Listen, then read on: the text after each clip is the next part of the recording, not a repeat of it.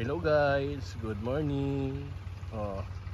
Ito pala yung kuan, maisan na 2 hectares.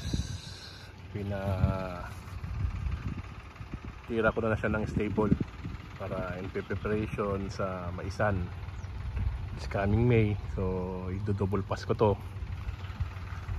Ginamitan ko ng kuan guys, Sonanica S50 horsepower, 8x8 ang yung stable niya, sailing harrow. Tapos ipakita ko sa inyo ang area na 2 hectares kasi marami ng damo. Pinatanggal ko muna yung damo para uulitin after, kung uulan nga yung April this month, baka next week kung uulan tutubo na naman yung damo, ipaulit ko na naman ng stable para talaga yung lupa tsaka matanggal yung damo. Yan ang gamit ko guys, yung tractor ko na Sonanica 50 horsepower. Maganda yan, malakas yun siya. Pwede siya sa wet, pwede siya sa dry, so dalawang purpose siya. Medyo hindi lang ako nakaumpisa, ngayon ako nakadating.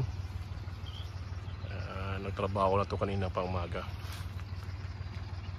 Ito yung area na tataniman ng mais.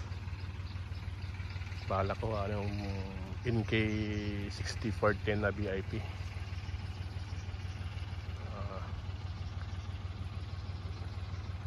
By this coming May siguro taniman ko na to. Kaya yun gang guys, tingnan nyo lang ulit. Marami pa akong i-upload dito din sa sa paggagamit ka ng stable. Yung mga guys, may kalabaw pa, ay may baka pa, sorry, baka na naman yan.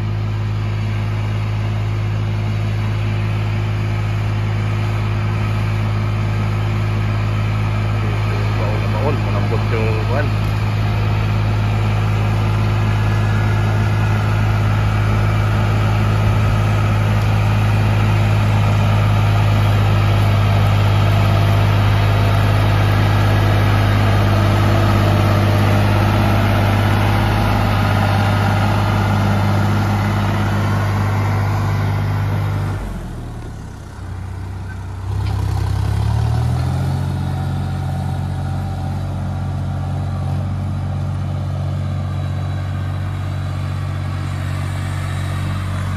Yan guys, yung car ticket ko.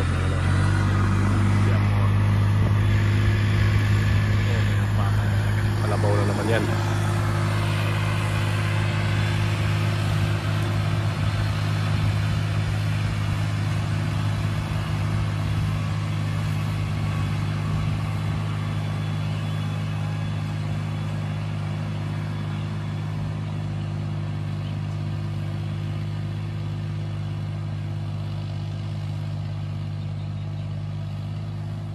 So guys, please subscribe and